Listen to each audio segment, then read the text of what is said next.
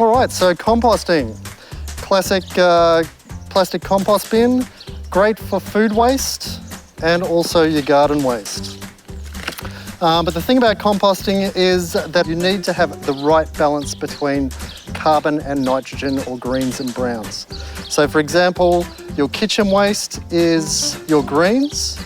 Anything that's fresh, wet and moist, consider it a green. So definitely your kitchen waste is a green. Fresh lawn clippings are another example of greens, very high in nitrogen. And then we have our browns. So examples of browns are fallen leaves and shredded material from the garden, shredded newspaper or cardboard, or dried off lawn clippings. When lawn clippings are left to dry off, the nitrogen gases off and they turn into a dry, brown, brittle carbon. Other examples are material from the garden, green material from the garden, and seaweed is a very good input into your compost as well. So there's a range of compost bins that you can actually get. This one is the one that we supply through the Compost Collective websites, which if you do the relevant quizzes or attend a course, you can get a discount on the system. However, you could make your own out of pallets or other material through the DIY section on our webpage. Basically, this sort is really good for the novice or the beginner because it contains everything. It's black, so it actually holds the heat of the sun, which helps the composting process, and it helps to keep out rodents, flies, maggots, and keep the smells down.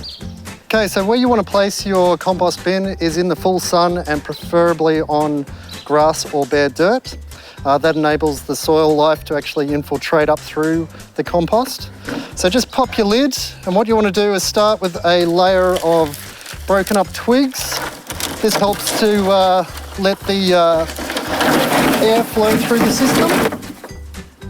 When we're bin composting, what we want to do is have a mixture of brown and green material. So we've got about 70% of the brown to 30% of the green material, or the food waste in between.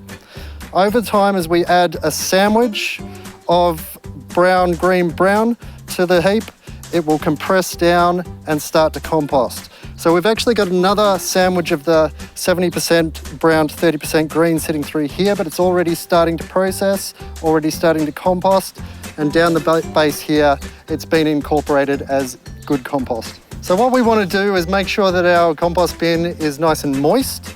So whenever you're adding something to it, if it's a bit dry, just give it a little bit of a water. And if we use our 70% carbon to 30% nitrogen ratio, we want to add a little bit of carbon. Here we've got some shredded newspaper, cardboard, maybe a little bit of dried off grass clippings. And then we take our food waste, which is nitrogen, so we want about 30% of that. The important thing to do with food waste into a compost bin is to make sure that there's no meats or cheeses or anything that's really going to putrefy going into your compost bin directly like this. It's also best to have the material chopped up if you can.